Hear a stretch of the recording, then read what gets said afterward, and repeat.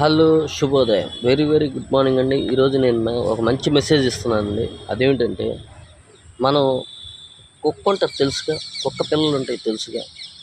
అంటే తెలియదని కాదు, ఎవరు మనిషిగా పుట్టిన తర్వాత పిచ్చోడికి కూడా కుక్క అంటే ఏంటో తెలిసింది.